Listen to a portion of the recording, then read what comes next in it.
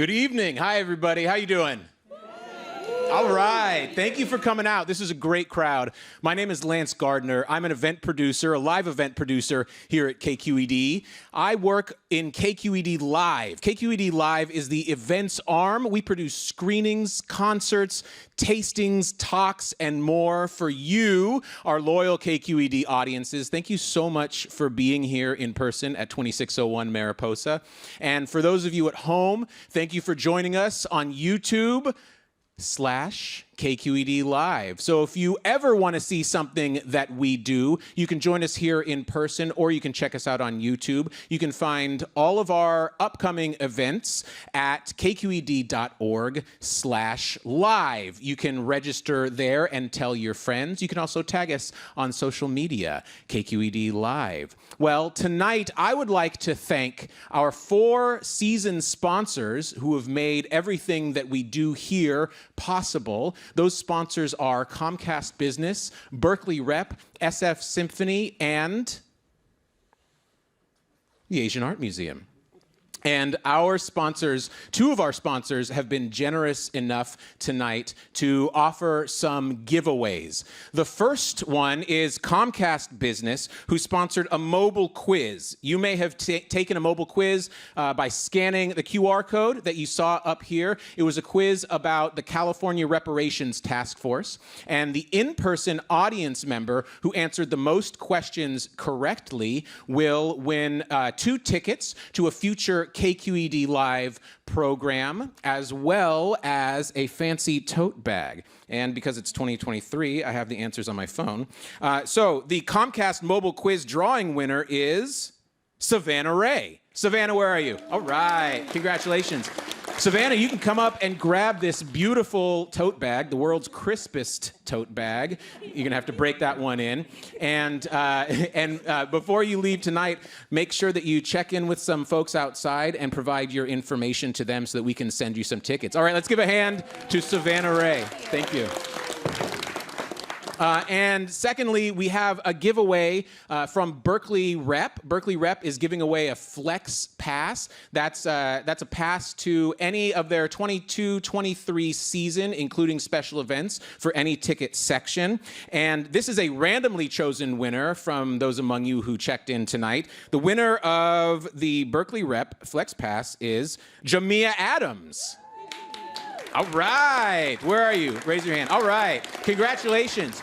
So again, please check in with somebody out in the lobby before you leave, and we'll make sure to get your phone number and email address so that we can send you the FlexPass tickets. All right. So without any further ado, I'm going to introduce the person who is going to introduce the clip before the other person introduces all the other people. There are a lot of intros tonight, but the very first of those intros is me introducing KQED Managing Editor Otis Taylor Jr. Let's give it up for Otis.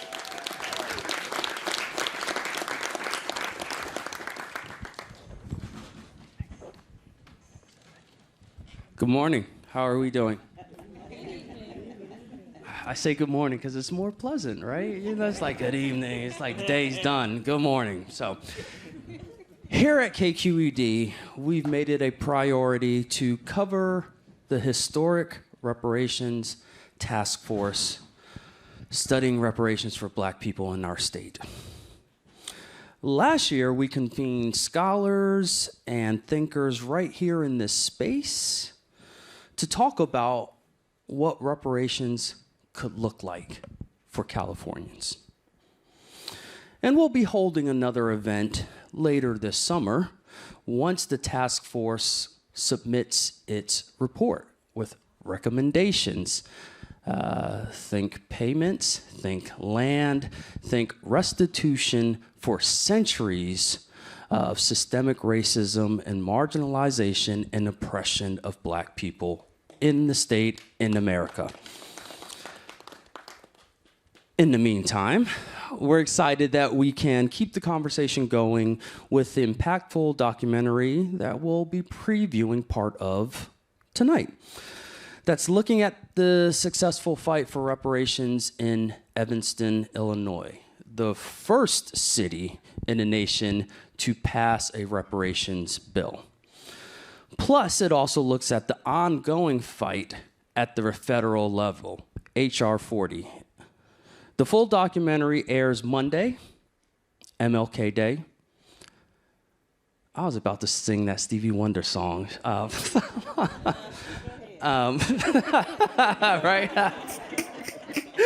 It's going to be airing Monday. I mean, I almost went there. It's going to be airing Monday on KQED and PBS stations across the country.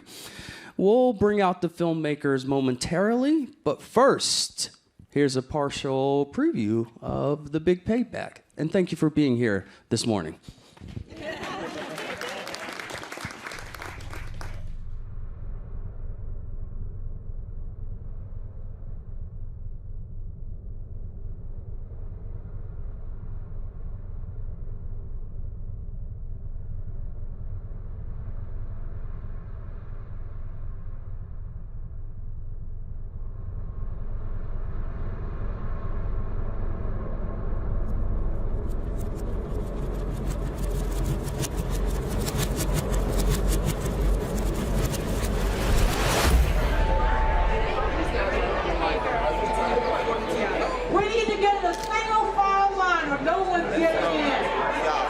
The House Committee on the Judiciary is holding a hearing today on a bill which proposes to establish a commission to study and develop reparations proposals for African Americans. H.R. 40, the bill introduced by the late Congressman John Conyers, has languished in committee for more than 30 years. Since his passing, Texas Congresswoman Sheila Jackson Lee has taken up the fight to try to move it through the House and eventually to the Senate, where she'll need a miracle to get it passed. H.R. 40 is, in fact, the response of the United States of America long overdue. Black people in America are the descendants of Africans kidnapped and transported to the United States. It is only this group that can singularly claim to have been slaves under the auspices, the institution, and leadership of the United States government. Slavery is the original sin. Slavery has never received an apology. By the time the enslaved were emancipated, they comprised the largest single asset in America. $3 billion in $1860, more than all the other assets in the country combined. I picked the cotton. I built the railroad under someone else's whip for nothing. For nothing. Reconstruction failed after 12 years, and after Reconstruction, a reign of terror that had never been seen. The hanging fruit, the lynching. State-sponsored terrorism. We kicked the living hell out of the niggers back to their own hometowns where they ought to been. Yesterday, when asked about reparations, Senate Majority Leader Mitch McConnell offered a familiar reply. Yeah, I don't think reparations for something that happened 150 years ago, for whom none of us currently living are responsible, is a good idea. This rebuttal proffers a strange theory of governance, that American accounts are somehow bound by the lifetime of its generations. What the bill says is that this is a proposal for reparations for the institution of slavery. Yes. The institution of slavery has never gone away. Convict leasing, The oppression of voting. poll taxes, and racist GI bills. Many of the bedrock policies, in fact, that ushered generations of Americans into the middle class were designed to exclude African Americans. We fought in every one of your damn lousy wars, baby, and you give us nothing. Thousands and thousands of black veterans were denied their GI Bill benefits. Federal housing programs also discriminated against African Americans by redlining. There's no question the redlining is happening. It's happening in almost every major city in America. The typical black family in this country has 1/10 the wealth of the typical white family. 31% of black children live in poverty compared to 11% of white children. And we know the criminal justice system. Somebody kicked in the door inside my girlfriend. Oh my God! Question facing every person who lives in this nation is not so much who killed those young men, but what killed them. I'm going to tell them there's an African-American man threatening my life. The matter of reparations is one of making amends and direct redress, but it is also a question of citizenship. If you won't listen to me when I make an appeal for the Negroes, because you have no concern for the Negroes, let's go. Listen Listen to me when I make an appeal for her. Let us work together. Let's get this done. It is long overdue, it is deserving, and it is the right thing to do. Mr. Chairman, I yield back. Have yet to hear when the bill will have a full House vote. Keep in mind that's still another hurdle that this legislation has to move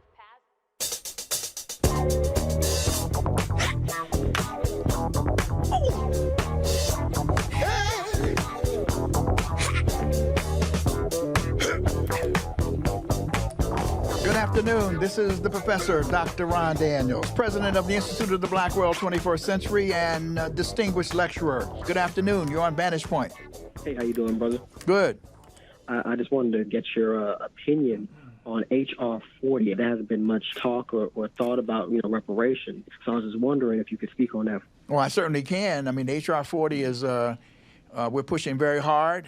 There's been a lot of debate and discussion about the bill. And it's unfortunately, it's playing out between the political parties to some degree. I must say that we have great disappointment at this level, but Sheila Jackson Lee has been absolutely visionary, courageous, and tenacious in helping to spearhead this. African Americans are still feeling the brunt of slavery, but we're trying to get our friends who are making statements, "You were not a slave," to understand that you are a descendant, but you are faced by that status of slavery and racism that puts you in this position today.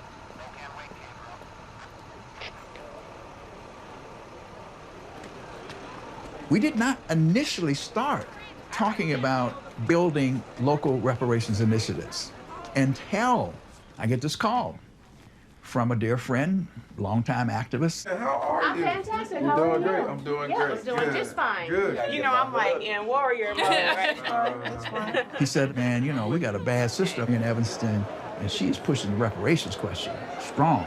We're going to market it and tell everybody about it. We're doing wonderful. We love it. I can't believe it. Congratulations. Thank you,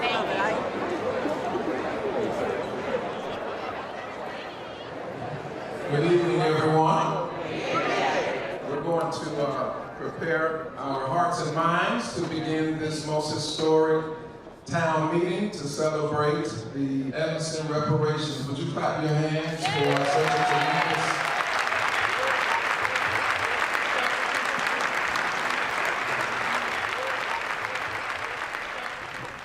There's something in the air.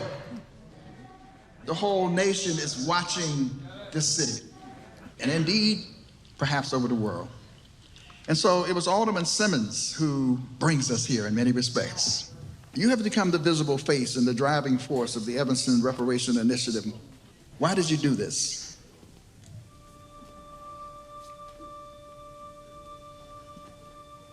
Evanston, we are leaders. And as I worked through my responsibilities as Fifth Ward Alderman, I saw how hard we were working. My colleagues on City Council, community organizations, residents, parents, we're working really hard to bring equity and inclusion, and we were not moving the needle. We still maintained a wealth disparity of $46,000 between blacks and whites in Evanston. We continued a life expectancy gap of 13 years. Our black home ownership rate is at its lowest point since the 1960s, and we needed to move our efforts beyond apology and ceremony, and we needed to bring action.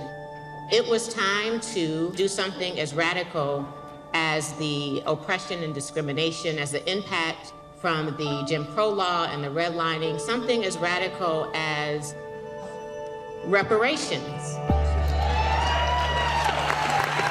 There was nothing more to do.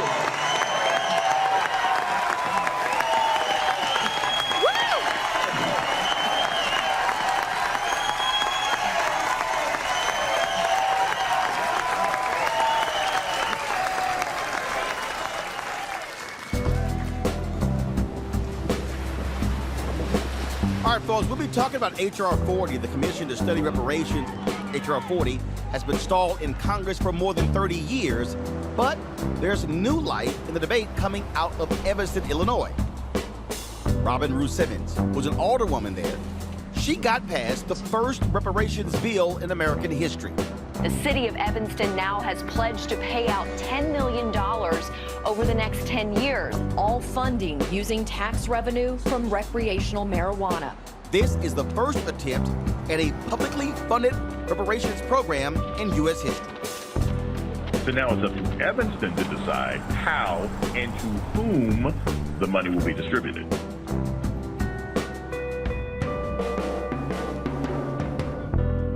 It's been nonstop, more calls and emails than the last few days than I probably had in the last couple years, really. Well, you'll be hearing from me shortly on a few emails and texts, and then I'll see you at 5:30. Okay, thank you. Awesome, no problem. Learning that local government is most responsive and we're more nimble and we can make impact quicker than federal government, and thinking this is a local matter. And I pushed it relentlessly. I was very, very stern in wanting it to happen in this calendar year, being the 400th year of Black resilience. That was important to me. So I was not willing to compromise on any other format to get to this victory. Time is of the essence. So with that said, let's just do the work at this point. Solutions only, hashtags. How are we gonna, I hear we have 16 seats instead of 24. Hi, how are you? Thank you so much. Gilo, go ahead and sit here. Thank you for accepting the invitation. Gilo, sit here. All right. Does everybody have a seat? I will not hold anybody liable for any injuries that might occur in this. All right. So noted, right. Welcome, everyone. If I can have your attention. I'll try and paint a picture of how Evanston has changed over the course of 150 years. Evanston was established in 1855. Right here was the Evanston Sanitarium, Evanston Segregated Hospital. Up and down here, a lot of mom and pop shops, eateries, barbers, beauticians. This location here was the original location of Ebenezer AME Church, Evanston's oldest Black church, established in 1882, and the Emerson Street Branch YMCA that was located at this section right here. It was opened in 1914 to service the Black community in Evanston, Illinois. Everything that happened in Evanston was happening in this building. Churches started there, clubs started there. Decades of history and memory in one building, and that kind of epitomized the strength of a community at that time. Shorefront is an organization that documents the African-American experience in Chicago's suburban North Shore. And usually the storyline is we're domestics and servants, and we have no history. And I'm kind of like saying this is BS. This is American history. And you cannot edit out a dialogue to create a new narrative. You're not telling a complete story, you're telling an inaccurate story.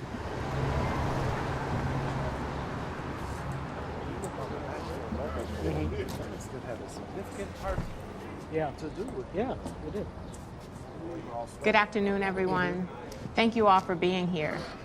We are here today because we have a lot of work to do. We've done something really historic, and we have an opportunity to actually make tremendous impact in our community and be looked to as a model of what's possible in localities across the nation. Via Evanston's budget, there is a reparation fund line item. That's really exciting. The question is, what makes reparations reparations?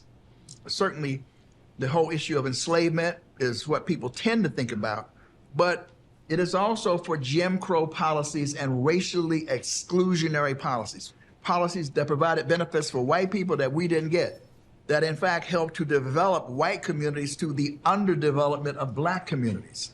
I want us to forever remember that there is no amount of money that they can pay us for what our people have endured.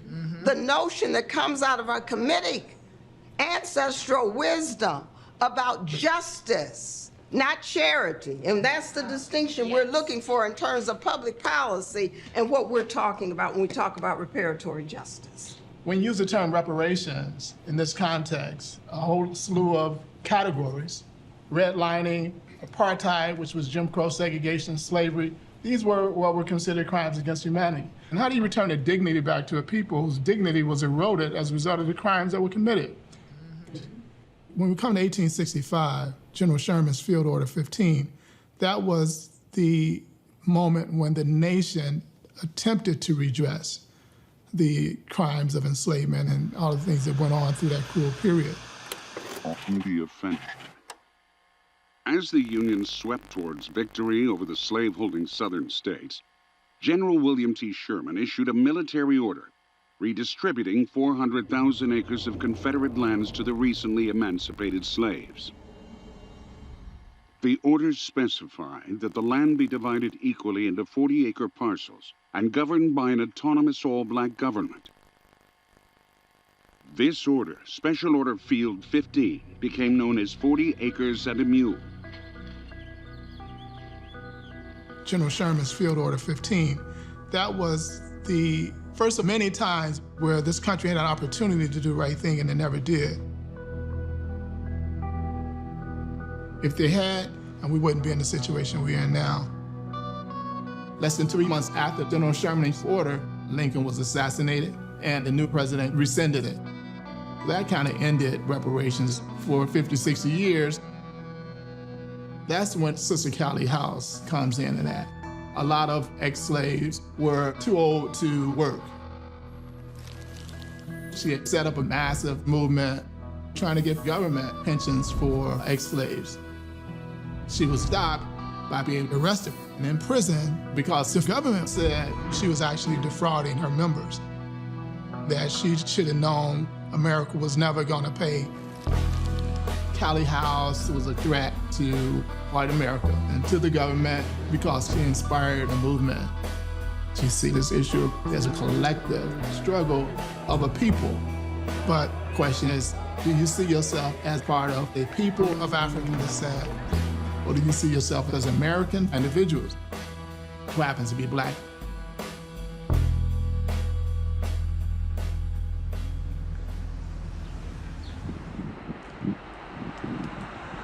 This is the red line map that shows the area that was redlined, all encompassing the 5th Ward. Redlining was a federal housing program designating areas in cities that had a potential real estate growth and assigning value to areas. So if you're in the higher letters, A, B, the green areas are the most desirable areas. Those are areas where banks specifically would lend money for housing and for development. This whole blue area here is all lakefront property, so highly desired. Then when you get in yellow, it's kind of iffy, you know, but a lot of times this represents like middle class, working class, ethnic white. If you're labeled D, that's the lowest, banks recommend no investment whatsoever. Not in housing, not in business development. 100% of the time, it is the black population. So Robin lives about right here, right in the middle where the D2 is. Okay, well, my Uber is here. Oh, daughter. I'll see you one day. Okay, bye, baby. Have fun. Bye-bye. Mm-hmm. You got the door? Yeah.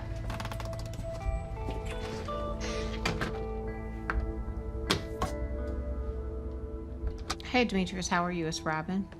I'm just touching base after that call we had yesterday.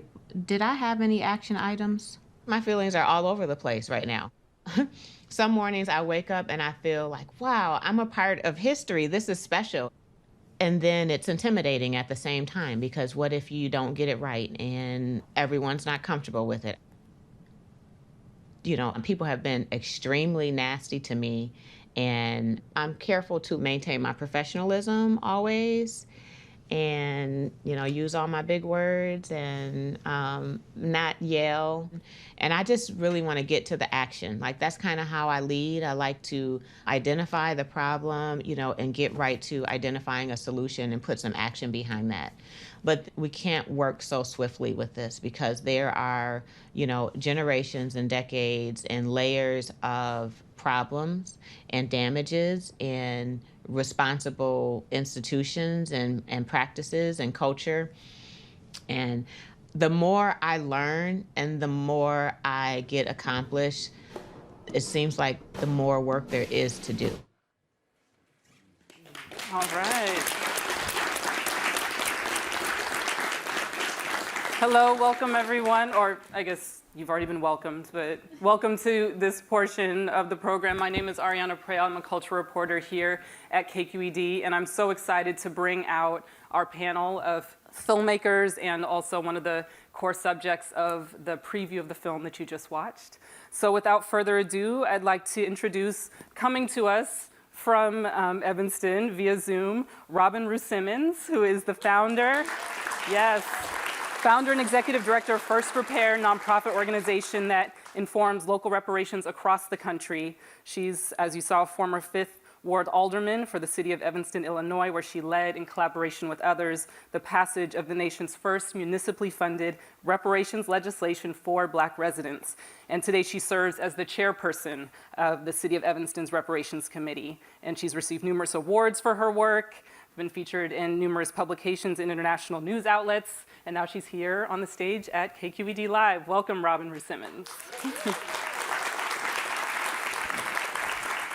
And joining us next is Whitney Dow, here in person, award-winning filmmaker and educator. He has been producing and directing films that explore race and identity for almost 2 decades. His directorial credits include 2 Towns of Jasper, I Sit Where I Want, The Legacy of Brown v. Board of Education, Unfinished Country, When the Drum is Beating, and The Big Payback. He also holds a number of producer credits, including Freedom Summer, The Undocumented, many more. And his work has been exhibited at dozens of international film festivals, Sundance, Tribeca, at the Metropolitan Museum of Art, Smithsonian, and he teaches narrative theory at Columbia University's Graduate School of Architecture, Preservation, and Planning. Welcome to the stage, Whitney Dow.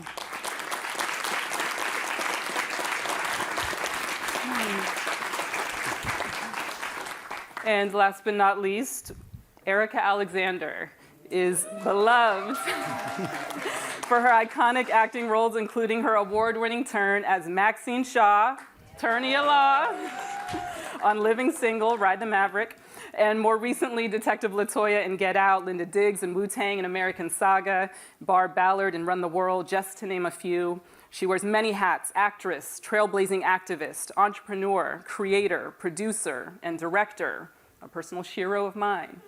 And as co-founder of Color Farm Media, she is on a mission to bring greater equity and inclusion to both media and electoral politics. Color Farm's debut film about the legendary congressman and civil rights icon John Lewis, Good Trouble, won the NAACP Award for Best Documentary and was nominated for 3 Emmy Awards. The Big Payback is her debut as a director. Welcome to the stage, Erika Alexander.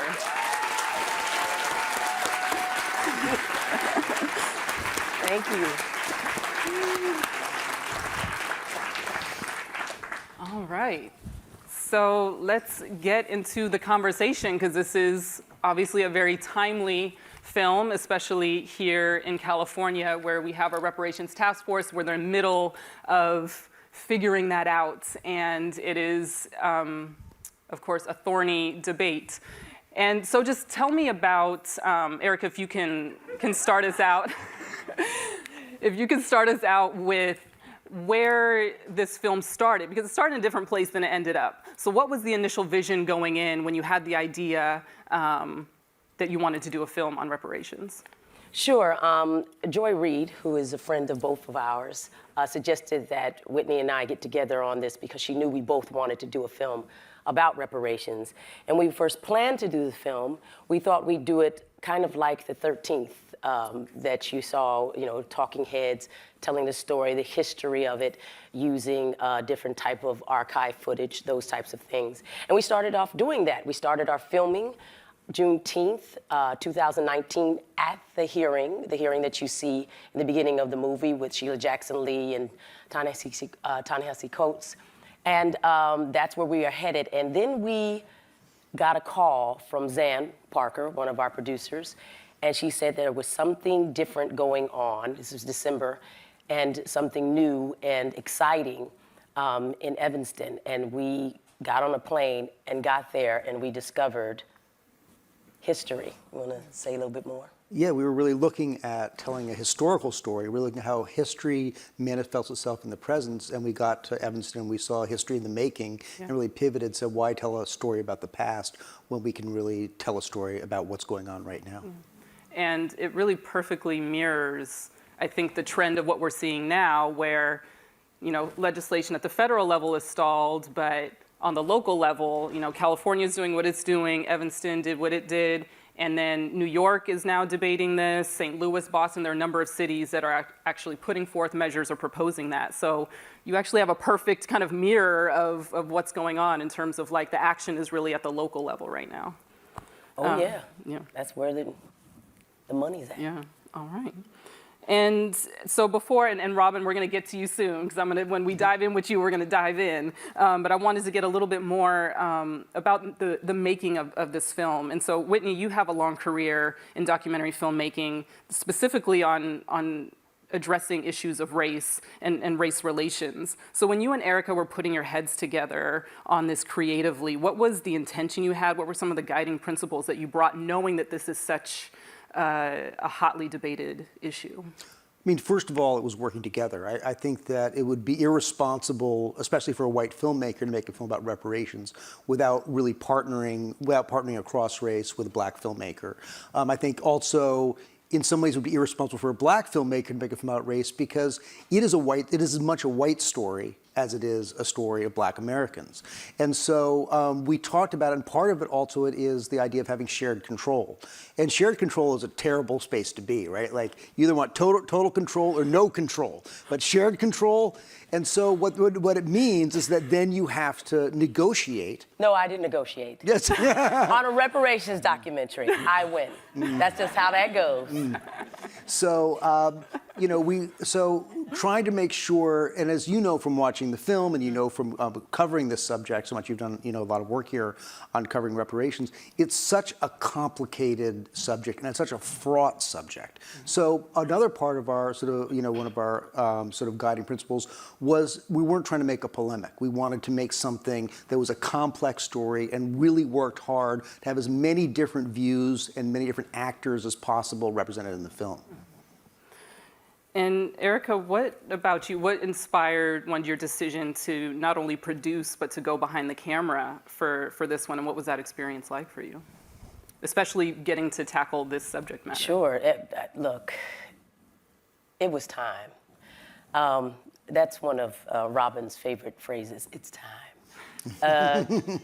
There's a lot of things that you want to say in life, and if you're given the opportunity, you hope that you have the skill set to do it. I've been in this business, entertainment, and thank you very much for everyone who supported me. I really appreciate the love. I've been here, thank you, since I was 14. Yeah. It's a long time to be on sets, and I've watched it being done, and I've am grateful for the opportunities that it's given me, but so much of that time, I was a tool in someone else's toolbox. I was not the tool maker. Mm-hmm. And after a while, there comes a time where you've got to be. I am now 53 years old, or 53 years young, however you'd like to look at that. Yeah, couldn't tell it. And this is a story about me. I've got skin in the game. I'm a black woman in America.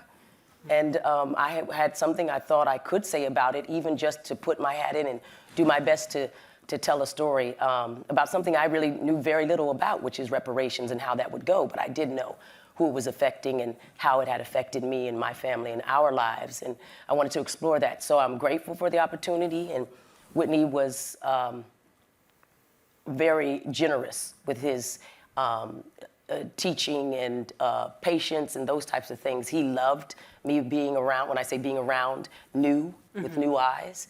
And we got along really, really wonderfully. We had our issues, we did, but we got through it. And so I'm really very grateful to him, because it's one thing to want to do something, but you need a willing partner who's not going to be an obstacle, and he was not. He was very much serving up every time, teaching me, being patient over and over again, saying things so I get it. And also being patient because he knew I would roam off. I'm the maverick. I would roam off and talk to people. When people wanted to talk to me, he understood I was sometimes balancing a few things at the same time, but I appreciate that. And I think we made a great team.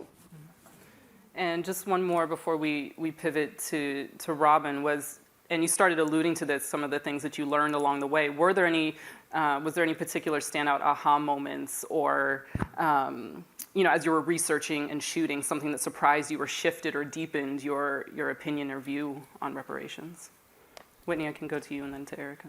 You know, there's a couple things. First of all, I think the big thing for us is that it could happen. And that's what Robin, she showed us that the impossible was possible. So that was like the first thing. And that was sort of the real thing that got us going.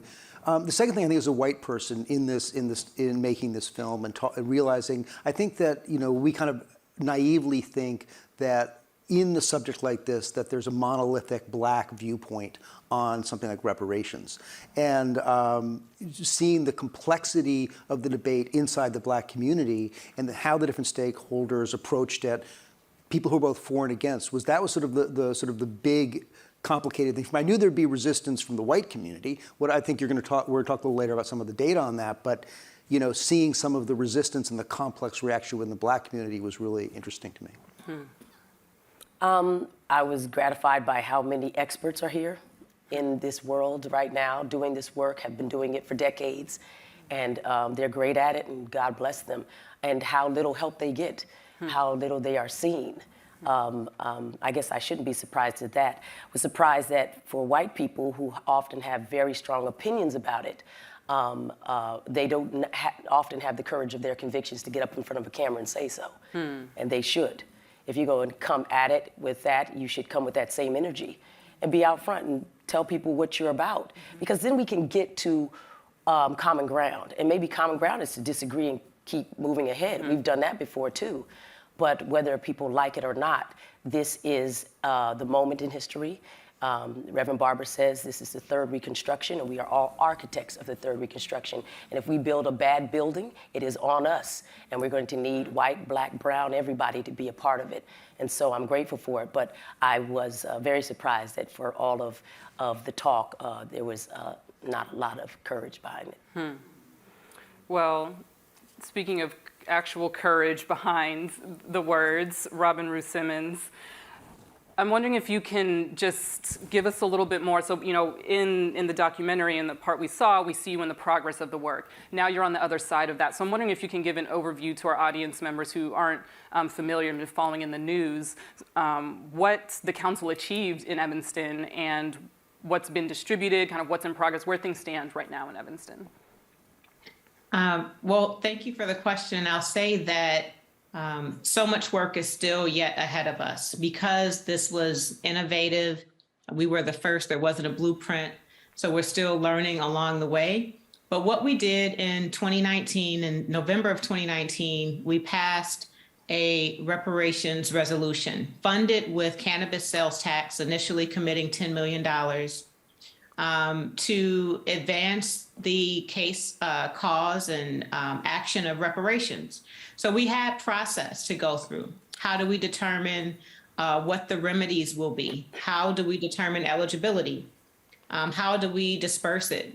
And the COVID happened. And so in the midst of COVID, a pandemic, we had to figure out how to pivot. We did a virtual pivot. And we continued our public process with committee meetings, community meetings, town halls. This work has taken a ton of public education, ongoing, still doing that today. But we landed by community consensus on taking our first step, prioritizing housing as a form of reparations. So we have a $25,000 direct benefit that is to build wealth through home equity. And it is available to residents, Black residents that were harmed in Evanston by anti-Black housing and zoning laws. So residents that were Black lived here between 1919 and 1969, when we had anti-Black housing policy, are who are eligible for our initial reparations remedy. The work continues. I'm proud to say that we just passed an additional $10 million to continue the work, and we're looking for additional revenue sources. But we found that home rule taxes are the most viable tax for us to use to fund reparations, so that we don't get into any sort of losing lawsuits or battles. So at this point, I'm disappointed, but also encouraged because we figured out a way to disperse. We have dispersed our first 16. A couple reasons why it's only the first 16. One is cannabis sales tax were actually slower than we had projected. We had projected to have 3 dispensaries in Evanston. We still only have 1. and then process. How do we administer the program? So I would encourage everyone thinking about this on a local level to include your municipal staff early so that you can have process for disbursement. But with that additional $10 million that we passed about a month ago, we now have fully funded the ancestors. So the first group of eligible residents are fully funded. And once we continue with a new administrator, we'll be able to, in the very near future, disperse the balance of those $25,000 direct benefits while we continue to build on the work, increase the fund, and expand the remedies, attract new partners that are ready to do this radical work with us. Right on. Yes. And obviously the cannabis tax is something that, California is, has at their disposal too. So it'll be interesting to see how that plays out here in California, which we'll get to a little bit later in terms of the updates there. And you think there's going to be cannabis, there's cannabis consumed in California, there's going to be revenue from that? I mean, sometimes it's a little shaky sometimes. I don't know our opinion on it just quite yet. But, and Robin, you kind of touched on some of the, I guess, the trickiness with the rollout. And I know that there was, a Washington Post article, for example, that was a bit critical of some of the rollout, and you were quoted in there. And so I just wanted to also, give you another opportunity to share from your point of view, how you see the city kind of navigating this first ever, feat, and yeah, just what's your take in response on some of the criticism that it's either rolling out too slowly, or it's not enough, or it's not being done the right way, just kind of all the criticism that gets piled on. I have to tell you, I agree with all of it. It's a false debate as far as I'm concerned. Mm-hmm. It's not enough. It's also not a settlement. We are starting the work, expanding the commitment as we go. And the rollout is too slow. I agree. This is 100 years overdue. So I'm not too moved by that criticism. It informs us and it allows me the fuel that I need to work with my colleagues on the committee to continue pushing the work. But it's complicated, and we still are the only municipality that has passed, funded, and dispersed anything. So I remain very proud of the community of Evanston overall, the city council, the residents that support this. This is done by an all hands on deck process. Many people are involved and thinking about how do we improve this. Making the first step is important, but operationalizing it, getting the right staff and the right partners in place to understand the practices of reparations. We had an initial administrator that did not have a background in reparations. And we have to make sure that we're careful about who is actually dispersing the funds, who is working with residents on eligibility. One thing that I can say is our staff in the city of Evanston has been incredible. As we determine eligibility, we wanted to make sure that we didn't have a process that had additional process racism, digital divides, and so on. So our staff, including our public library, played a key role in making available documents of eligibility, having all Evanston phone books and yearbooks and obituaries and other documents that residents can come in or call in and take 5 minutes to verify their eligibility. So getting through the eligibility process and then deciding on how do we disperse the funds has been a challenge. But I think now that we have rolled out our first 16, and I'll tell you that it was 16 because we were waiting on revenue to come from cannabis sales. And so the first 400,000 that came in, that's what we worked with as a disbursement. But now we have, as I mentioned, just passed an additional $10 million to fund everyone. So we're looking for an administrator. We're going through a process. We send out an RFQ for that. We're thinking about even having a internal staff position. And so these are things that are being discussed at a committee level. We're hearing from the residents. We have some residents that do not want a organizational partner or a non-for-profit partner. They want it staffed internally. Others have all kinds of opinions, but we're hearing the critique and we are responding. Some of it is simply just political. Some of it's even personal, but some of it is very valid. And we've made adjustments based on what we've heard from the community in prioritizing disbursement to seniors first, in prioritizing housing before any other form of redress. And so, you know, I hear the criticism, we hear it, and we're learning from it. And much of it is a false debate because we know that the work continues. So to have judgment while we're in process, I believe is premature. I think that we add on the work, we build momentum, we find new ways to do this work, new partners. We synchronize the efforts that are happening locally and now over 100 cities across this nation and many states like the great California. And we look and make a demand for a federal bill for reparations. So we do that in unison while we're still taking our shaky first steps at municipal actions.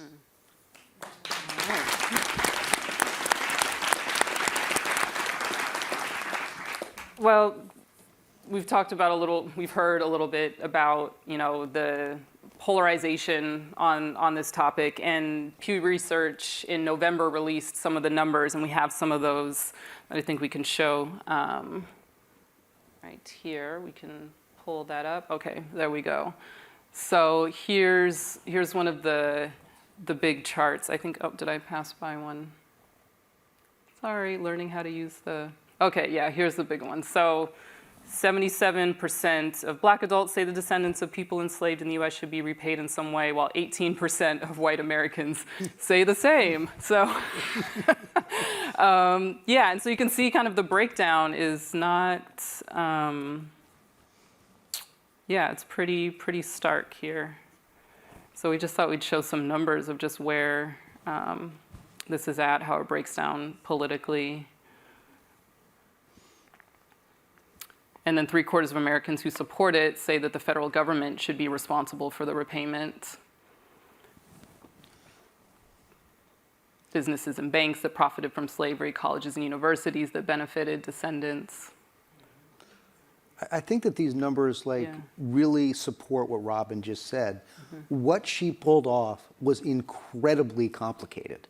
And these numbers show you how challenging and complicated it was. So the criticism that it's not fast enough or anything, the fact that anything happened at all is a miracle. Mm-hmm. And actually show, and so, I mean, these numbers, as a white person sitting here, it's really depressing to see those numbers, especially after we all went through 2020 and we sort of liberal whites said, oh, there's sort of this been awakening where white people are now looking at race differently, and seeing those numbers is really depressing. Yeah. Erika, does it bring up any? Look, they thought Obama was reparations, so I'm not surprised at those numbers. The devil is a lie, I say that. That's absurd. Yeah. But, you know, we're working hard because I think that any person of color that lives in America or any marginalized community understands what they're up against, and that's human nature and power. And whoever hands it in often doesn't want to give it up, even if it doesn't know why it should give it up, even to its best interest. White people here have been harmed by each other, by themselves. Their children have been harmed by white superiority. They have stopped their progress in life as human beings, morally, certainly. And so all I can say is that that's why most people who do this work don't look at those statistics. They keep it moving. Mm-hmm. Well, we're going to keep it moving into another clip of the film and get another snippet. And I'm wondering, Whitney, if you can set this up for us, because I appreciated that when you see the documentary and watch the full documentary on Monday on PBS and KQED here in the Bay Area, you'll see, you know, the range of voices that you include. And I'm wondering if you can just talk a little bit about some of the kind of different residents that you included, and then if you can set up the clip for one of the residents, Hecky Powell, whose voice is there. Yeah, I mean, we as we said at the top, we really wanted to include a lot of voices. So there's pro-white voices, anti-white voices, pro-black voices, anti-black voices, pro what Robin's doing, anti what's Robin's doing. There was a really complex debate in the community. And the clip we're going to see is a man named Hecky Powell, who really was an institution in Evanston. Everybody like knew an him. Unofficial mayor, right? Yeah, he was really the unofficial mayor, and he actually was the person who helped Robin get her her start in politics. Was the first person to back her when she ran for alderman. Was a big supporter of her. They were very, very close. And as you'll see, he's one of the voices who doesn't believe in reparations and really took it very personally. And I, you know, we can talk a little bit more after we watch the clip, and I'll tell you a little bit more about him. Okay, great. Let's watch it. You know, our council in this community got a little too liberal for me. I mean, reparation, we don't need it. When we talk about redlining, that wasn't good. But then there was part of it that was good. All the black people lived together. We all was in the same neighborhood. The poor, the middle class, and the rich. My family's been here since 1902. My great-grandfather, now he was born into slavery. His mother and 3 of the siblings escaped from New Madrid, Missouri, where they were picking cotton. And my dad, who raised 9 kids doing domestic work on the North Shore. You know, the man worked extremely hard, and he saved his money. And he built a house. This is back during the time when they were not given or considering giving black men money for homes. You know, we never was on any type of public aid or assistance or any of those things. He didn't believe in it, and he wouldn't take it anyway. He believed and taught us the work ethic, and that all of us, you should work for what you want. All right, so that's another clip, Hecky Powell. So yeah, let's talk a little bit about, you know, what he, you know, his point of view represents in this debate, because it's layered, of course. So Whitney, you were kind of on a train of thought. Well, I just want to say, I mean, one of the biggest really sadnesses, and I just want to say, is that about 2 weeks, 3 weeks after this, we shot this interview, Hecky contracted COVID and died. And it was a huge, huge loss for the community. It was a huge loss for so many people involved in it. And I like to think, and maybe Robin can speak to it, that I think that if he had been along for Robin's journey over the next 2 years, he's someone who loved Evanston like nobody else. Not just loved the town, loved the people in the town. He didn't just talk the talk. He ran a whole foundation that taught young men and women who didn't want to go to college skills, different trades. He put his money into the community. He was such a part of it. And I think that I feel like it's not fair that he didn't have a chance to go on this journey and have a chance to take in everything that happened that led to the actual disbursement. And Robin, yeah, did you want to, because I think it's interesting, you know, if he's one of your biggest backers, and then also if you have a differing, you know, difference of opinion on this, but yeah, how did you get to have conversations with him about it, and just any reflections on that? So Whitney's absolutely right. Hecky was very special to me, but really to everyone in Evanston has their own special relationship with Hecky. But he was a mentor. He was an advisor. He, as you can see, very much centers his way around life around self-determination more so. And that's where we connected. He encouraged me to make sure while I'm fighting or doing not-for-profit work or public service that I continue to be financially well and personally well myself, and encourage my entrepreneurship and so on. And so to see the documentary and hear his opinion, I wasn't completely surprised, but it's not anything that Hecky and I talked about. I saw Hecky just weeks before that also. We talked about entrepreneurship, building wealth. We didn't talk about it. He didn't tell me about any sort of disappointment or even disagreement with the work that we were doing. And I do believe that with time, Hecky would have come around, been supportive, jumped in and helped us improve it, accelerate it, demand it more. That's more of what I believe would have happened with the evolution of our work and Hecky had he been here through the process. But I can appreciate his position on self-determination. I just disagree that it cancels out what I consider reparations to be as justice. So reparations and self-determination is my position on that. And we sure miss Hecky. So there's no love lost in even his disagreement. As you know, especially in the state of California, how complicated this matter of reparations is, how much inter-community debate and disagreement there is. But we agreed on much, much more than we disagreed on. I want to set up another clip that we have, and Erika, I'm wondering if you can do that for us. It's Representative Sheila Jackson Lee, who was kind of the initial focus, right, of the film before Evanston came into the picture. So can you just tell us a little bit about the fight that she's been leading now on Capitol Hill, and then what we can expect in the clip? Sure. Congresswoman Sheila Jackson Lee is like a Tasmanian devil up there, spinning around doing all sorts of things. She gave us Juneteenth. We should give her a clap for that. She got it passed, and good for her.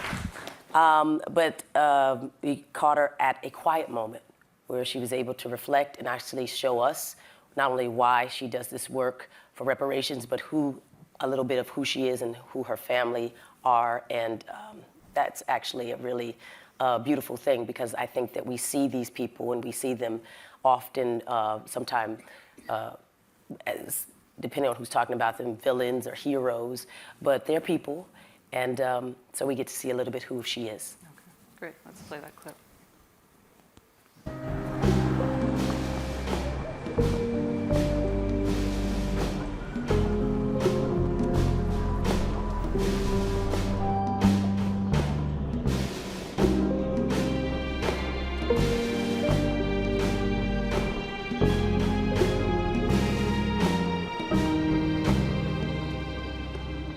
Trying to find my husband, who doesn't often get to come here, in one of my swearing in.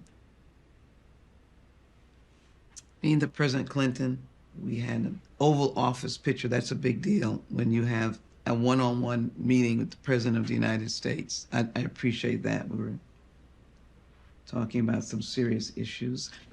There's Mandela, Barbara. That's my good friend, Congressman John Conyers, fighting the good fight of H.R. 40 reparations.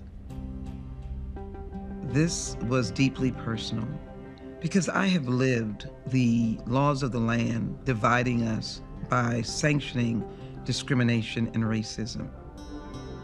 John Lewis I have to get way up here. John Lewis, just a wonderful man, and he was a strong supporter of H.R. 40. I just miss him so much. My grandparents were in Florida.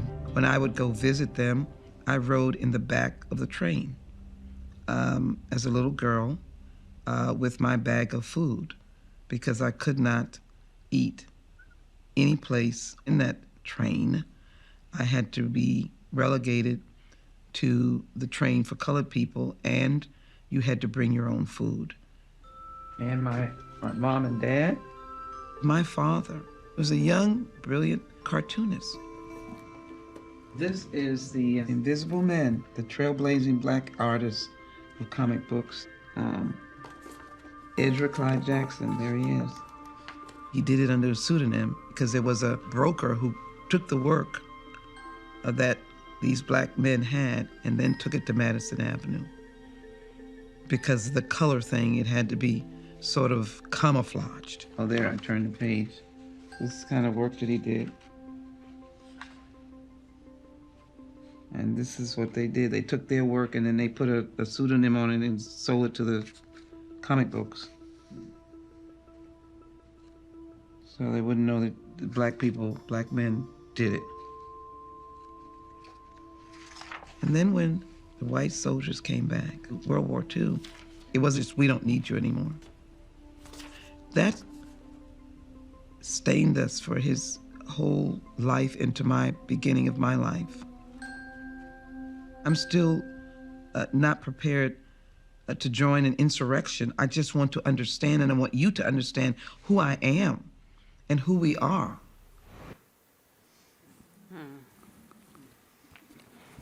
That was one of my favorite clips of the film, because it conjures so much about dreams deferred.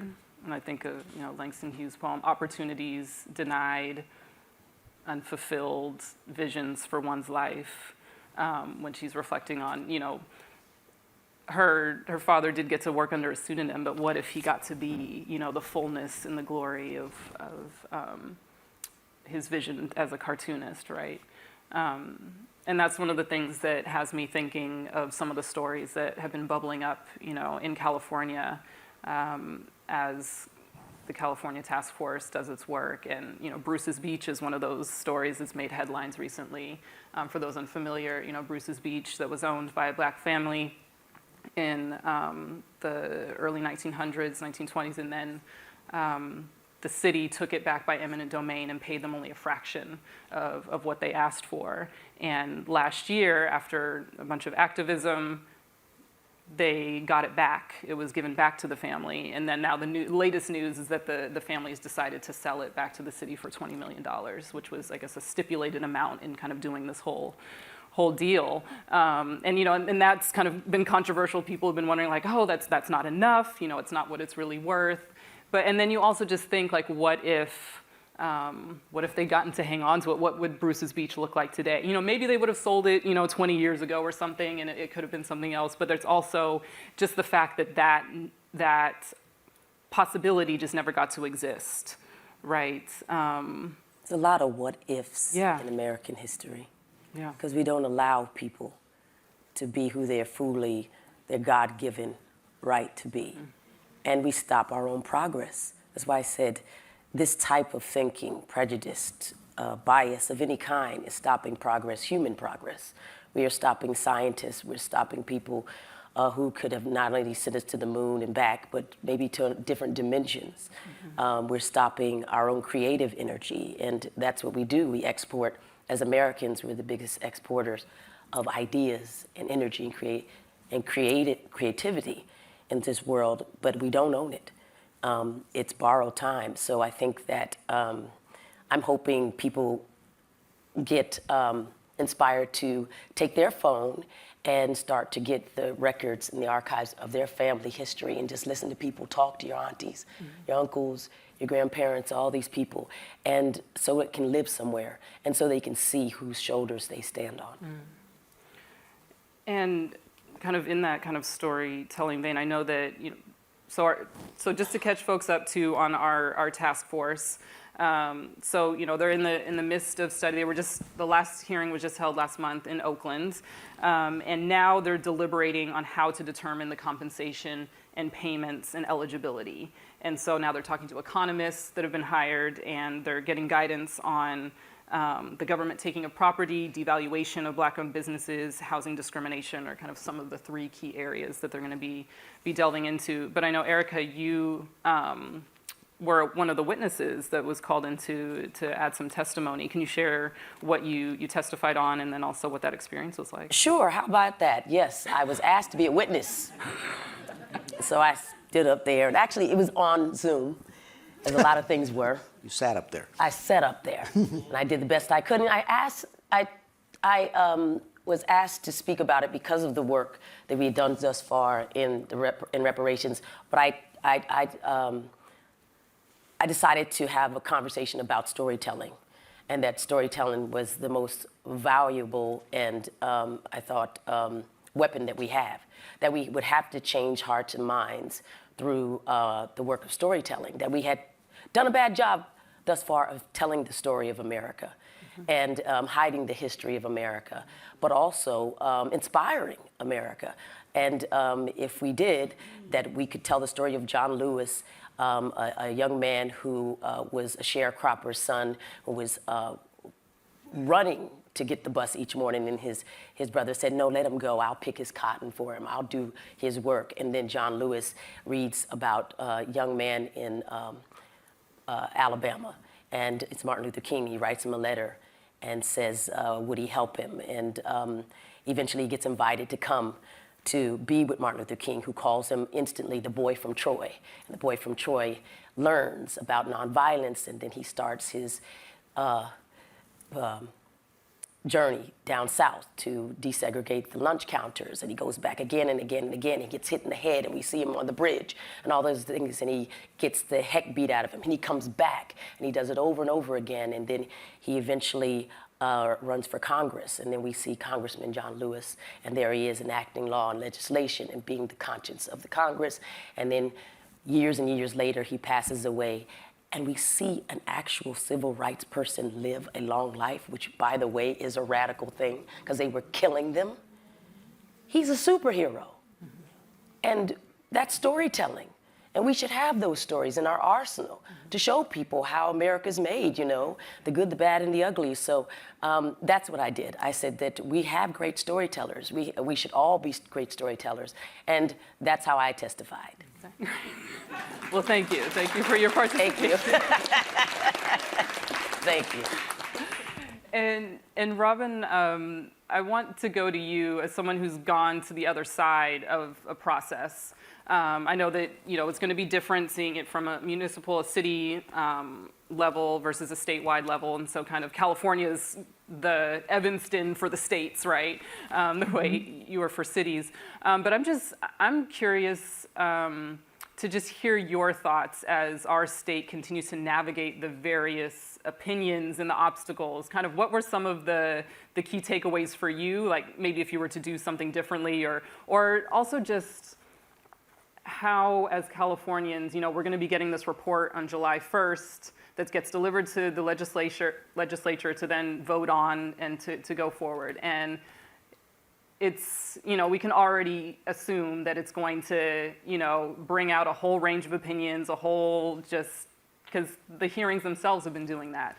So I guess, yeah, what are some of your just words of wisdom for us to kind of look out for or caution in terms of just not rushing to judgments on certain things, perhaps? Yeah, I just love your take from this outside. Sure. From the outside looking in, I can say that the municipal movement states have been in momentum, and we've seen how it's impacted the national conversation and state level conversations.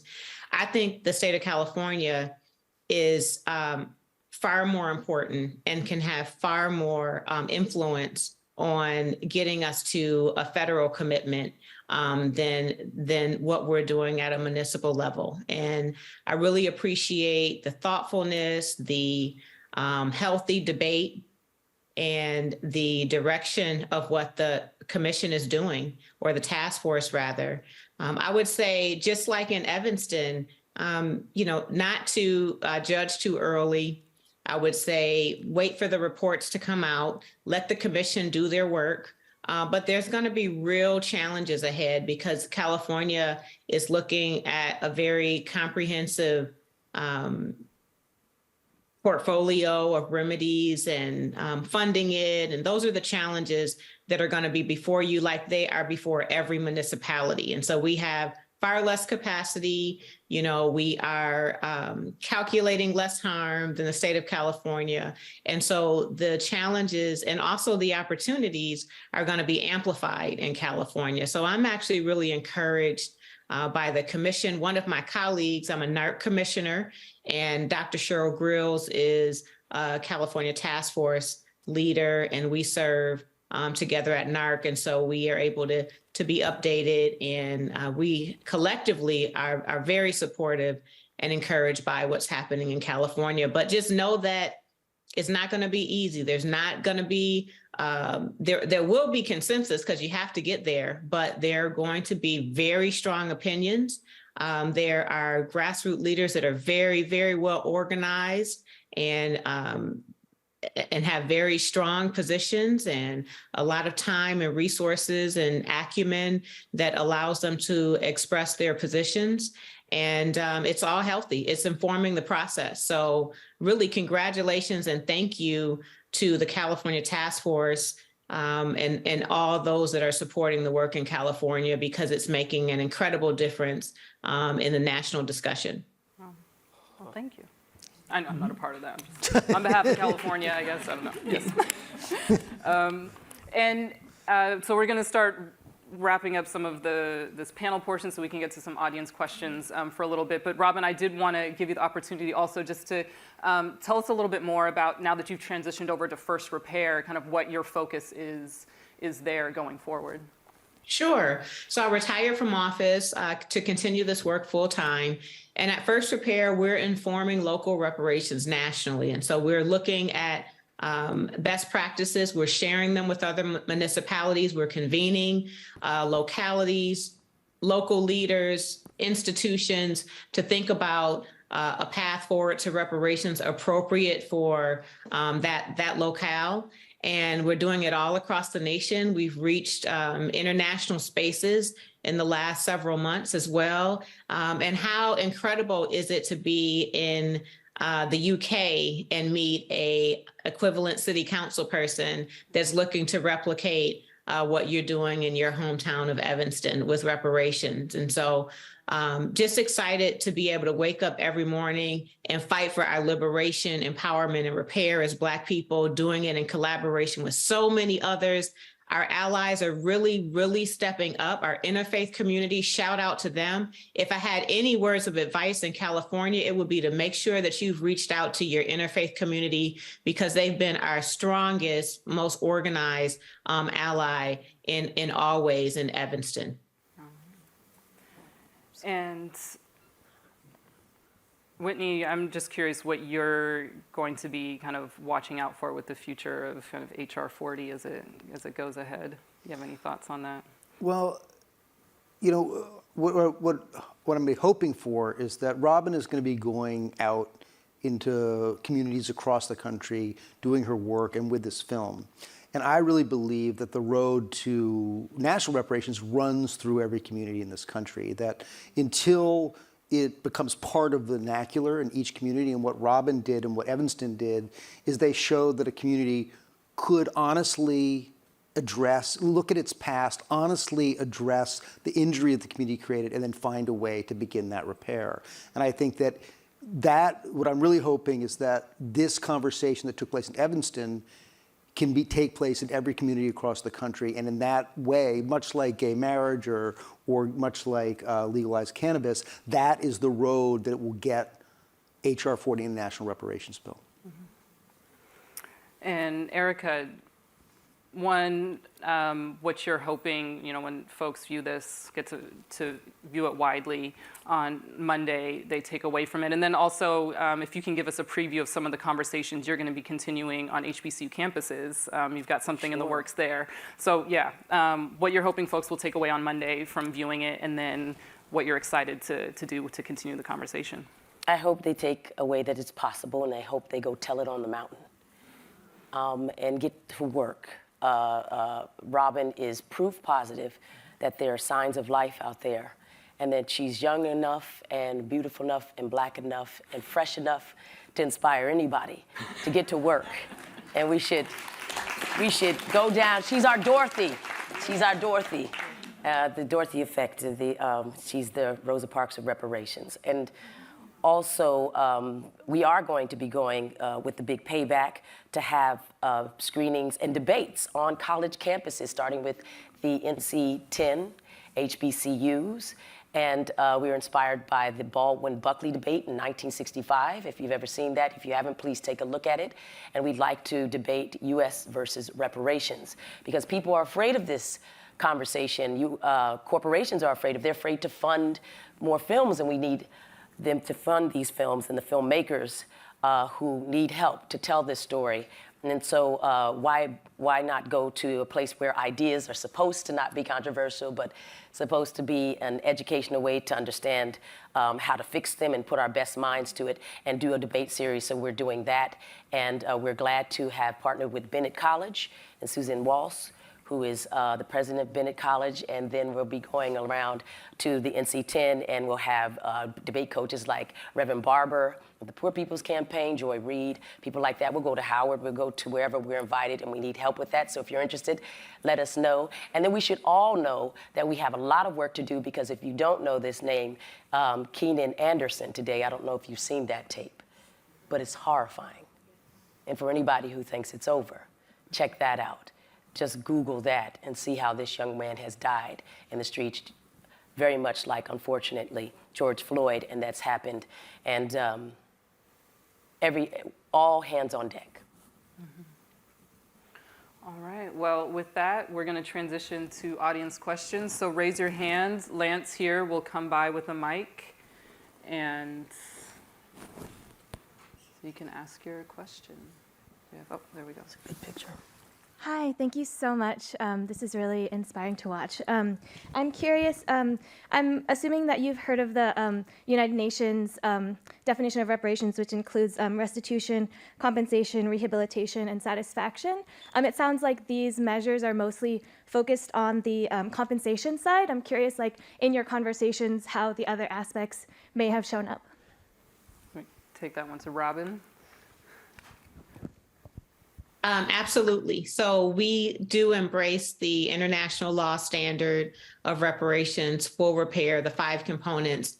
And I've actually already been into cities all across the country, really internationally as well. And when we meet with Black communities and we ask what forms of repair do you want, it's full repair. It's in every category: cessation, compensation, restitution, rehabilitation, satisfaction. Black folks want to be made whole in every way, want to be well. Yes, compensation, but the other forms as well. And I think everyone that's working on a reparations initiative, every community that I have encountered, is not looking at one area. But one thing we have to remember is it's a community responsibility. So there are many institutional accomplices that should be involved. And so where you might have a recommendation for education or education access or truth in education, it may not be the municipalities or even the state's role. That in our case in Evanston, we have a school board. And so we are looking to our school board to partner in the commitment to repair in a community, but yes to the 5 components of repair. And it is our priority as well in Evanston and really most every community that I've been in. Okay. Thank you. And we have another one over here. Yeah, hi, sorry, I'm Francine. Something that you said that really resonated with me is how many scientists, creators, storytellers of color maybe have been prevented from pursuing those passions in the past. And so my issue is, like, how do you grapple with having the opportunity to infiltrate these spaces while still pursuing what maybe makes you happy? Like, you're given this opportunity. You know, the one quote I live by is, talent isn't rare, but opportunity is. So if I go to a school where it's maybe 6% Black, I don't love it, but I've been given the opportunity to go there. But it may not be what I love, but I'm like, let me infiltrate this space, make people comfortable with people that look like me, do something that is more innovative. But it may not be what makes me happy. So how do you grapple with doing something trailblazing while also doing what makes you happy? Well, Erika, do you want I think you might be surprised for me to say that you have everything you need to be successful, right where you are. It's difficult. There's no doubt about it. But you do have everything you need, and especially now, because right in your hand, for most people, they have a phone, which has a recorder, which has a camera, which has all sorts of access to books and information on how-tos, YouTube, all these things. And some of the things that you might think would help you or actually hinder you. Once you get into the industry, there's a lot of people to tell you no and how they think you should do something. But right now, you're free to do whatever you want in your own studio. And I think that's how you become innovative, is by using what you have, where you are right now. And I give you just a quick story. We were trying to do at one point, me and my creative partner and collaborator many times, his name is Tony Proehl. And he's the first African-American to write a movie that made over $100 million. He wrote Eraser. And I had done Living Single and all these other things. We were going around trying to talk about a science fiction series we wanted to do. And we thought, cool, we'll put people of color in it, black people and all this other cool stuff. And everywhere we went, people said no. And we had a really demoralizing meeting with a studio head, and this is years later into this, trying to get this done, where he told us in our face that black people don't like science fiction because they don't see themselves in the future. That is a quote. And he told us that after he told us this long story about how he did a film. And at the end, after a focus testing, a black man was left in the audience, and he was looking at this screen, and he said, they said, do you have any questions? And he says, yeah, I just want to know, how'd that nigger get to Mars? Now, this is from a studio head, and he's telling us how we are in the future. And then our answer was, for black people, the past is painful, the present precarious, but the future is free. We created the future he was in. He just didn't understand that, and he didn't know it. And if he was looking around him, he would have seen Octavia Butler and Samuel Delaney and all these amazing people, and he would have known then that Will Smith at the time was the biggest science fiction star in the world. So what he said was double racist, because he thought we were only doing things that we wanted to see for black people. We were trying to make a film for everybody, but he couldn't see it. So you know what? After that, Tony Proehl, way past 50, taught himself how to illustrate comic books. He sent a few panels to Dark Horse, Mike Richardson, who does 300, Hellboy, Sin City. He said, I'll print this. By the end of the year, we were a Best American Comic, and a few years later, Forbes said we were one of the best graphic novels in America. That is a story of two people in the industry going way around to make something that they could have made in the industry they helped create and had fed them and were and could not get any backing. So I'm just letting you know, we do that all the time. And my friend Peter Brad is here too. He's a filmmaker, and he'll tell you all his stories about what he has to do to get things made. A phenomenal filmmaker and visionary. I'm just letting you know what it's like for us, so you can get inspired to do it where you are now and become the Spielberg of your household, of your neighborhood, of your street, because that's how it's going to be done. Thank you. All right, we got a few hands. Oh, hello. Hi, I'm Ari. It was really cool to see Evanston and all the work being done there highlighted. I've been to Shorefront Legacy Center, and it was really nice. Love Dino. Love Dino. And I wanted to know, how does archiving and taking note of your own family history aid in the fight for things like reparations? Robin, do you want to field that one as well? Sure. I'll say, you know, I'm so glad you brought up Dino. Shorefront Legacy Center, one of its collaborators, the Evanston History Center, Dr. Jenny Thompson played an important role also. And I really credit Dino and Shorefront's 25 years of archiving Black history in Evanston as what allowed us to move forward at such an accelerated pace. So where other communities are, you know, looking for someone to do the history and taking a year or two to do the history, we had access to Dino, who had been really working on preparing us for reparations for 25 years.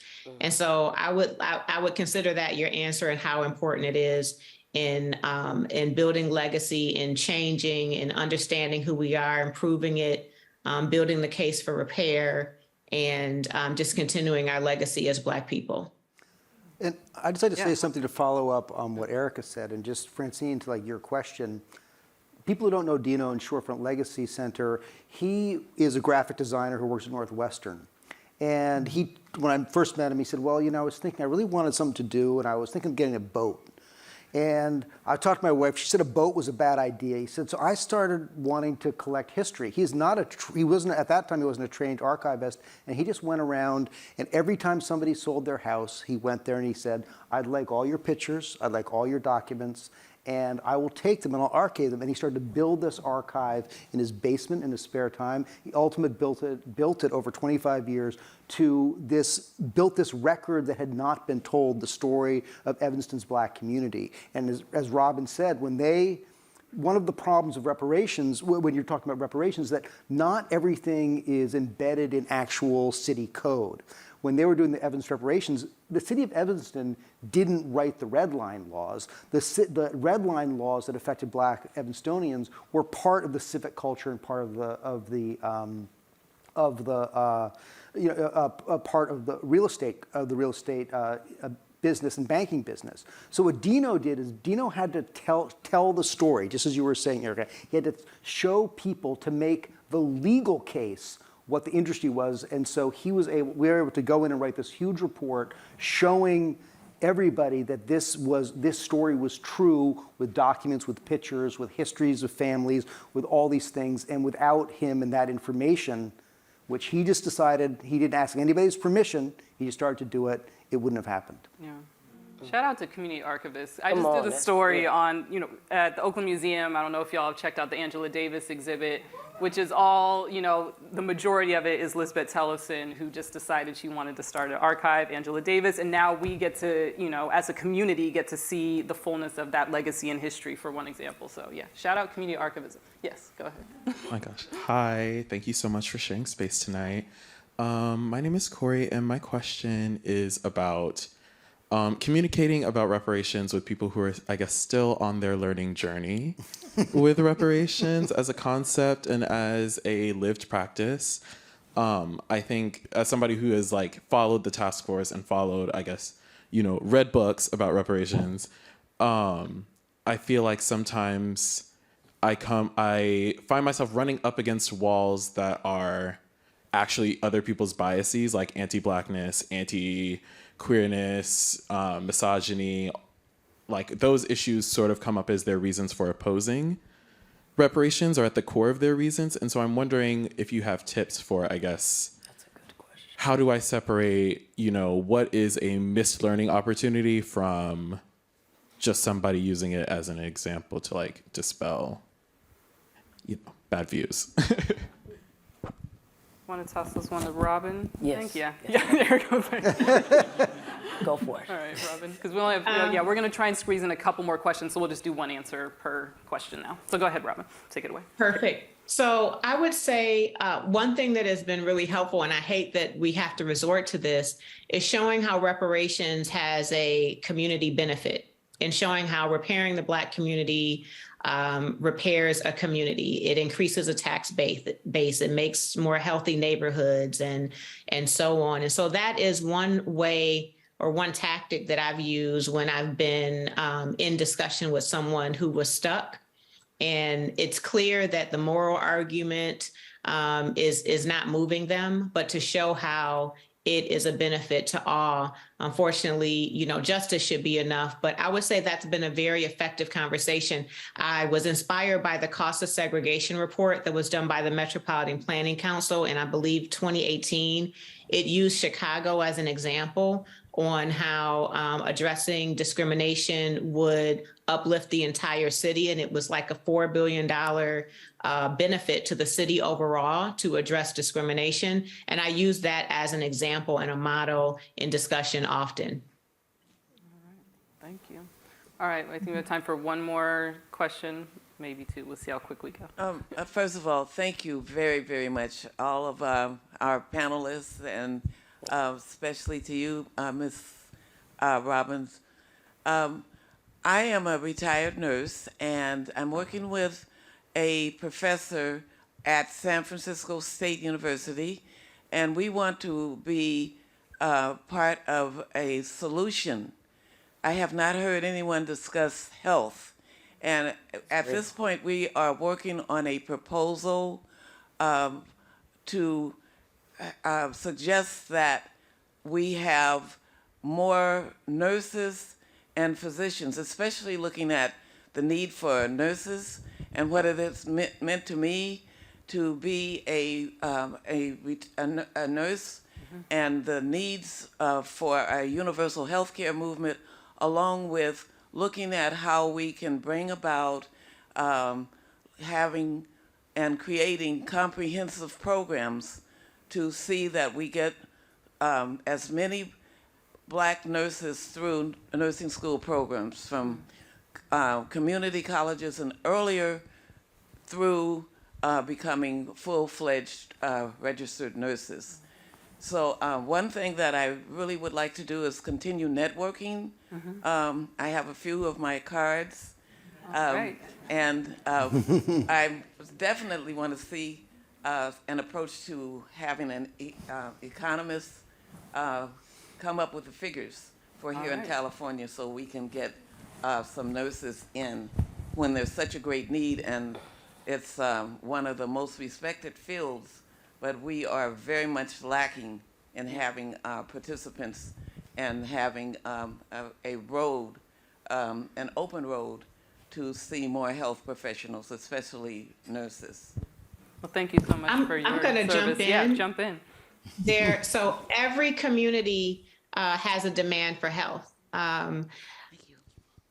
So thank you for doing that. Thank you for working on a solution. I am, confident the task force will want to see that proposal. So I hope that you plan to submit it there. I literally just met with a group of leaders in California that are centering their reparations goals around health as well. So please continue that work and know that there is a demand, a collective demand and opportunity there as well, interest. So thank you for that work.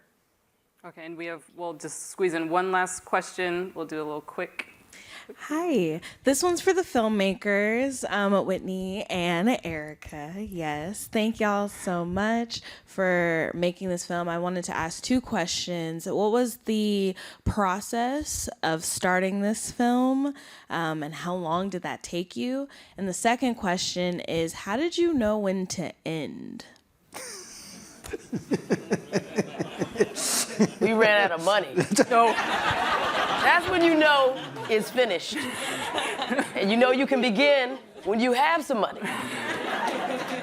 And if you don't have some money, you have to have the willpower. So we said a little bit about how we started at the beginning with Joy Reid and how we started at Juneteenth reparations. And we had a little money because an independent funder gave us the money to get started, and we got out there and we figured if we could film something, we could show people what we were doing and talk to more people who would put in afterwards. So sometimes you have to get going in order for people to advance the cause. And that's also the reparations of in your own mind is feeling, unchaining yourself and brainwashing yourself that you need more to begin. But Whitney will say more. I was, the ending question is really thing, and it's funny, when we first met Robin, and I think I said at the top, she said, oh yeah, this thing passed in December 2019, we're gonna be writing checks by September 2020.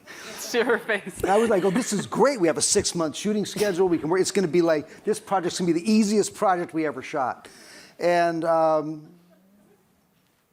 so we're like, well, because the last scene has to be them getting writing the checks. Well, that didn't happen in September 2020, didn't happen in September 2021, and it wasn't until the spring of 2022. It was it is an incredibly compressed process. We had a pandemic. We had a national crisis of conscience. So it was a really complex thing to do, but I think that we really wanted to get to the end of the process with Robin. So that was really, and when we saw actually the first convening she did in Evanston, and you'll see the film where she brings people from all over the country come to Evanston to learn from what they did, it seemed like such a natural ending to the film. And we also been accepted to Tribeca Film Festival at that point, so we were like, we had to finish the film. Deadlines. Deadlines. Well, thank you all so much for your questions. Thank you, Whitney, Erika, Robin, for the film, for your work. Thank you, yes. Thank you so much for having us here and being such a champion of wonderful filmmakers and wonderful things. And you should go to the website, please, everybody. Tell them what the website is. Tune in on Monday. Reparations. Remember, so tune on Monday, your local PBS station, KQED. Yes. If tune in on Monday. Please spread the word about the film. We think it's a really important film. There's two websites, reparationsbigpayback.com, which is the film website, and Robin's website, FirstRepair.org. Both those websites will have a toolkit, a discussion guide for watching the film. If you want to get some of your basically recalcitrant relatives involved in the discussion, there's all kinds of tools that you can actually get involved on. But also, I just want to say thank you so much for coming out to this. Thank you, KQED. Thank you, Robin. And then Robin should have the last word. Yes. Yeah. So, Robin, do you want to have final? I'm disappointed I couldn't be there in person. Thank you to what's happening in the state. Thank you for engaging. If you aren't completely on board with reparations, continue paying attention. Please do go to the websites that Whitney mentioned and be familiar with the discussion guides and toolkits, and it'll help you get there. It'll help you be a leader in your own community. Take a step in your own community, and do watch the Big Payback on Monday. All right. Thank you so much.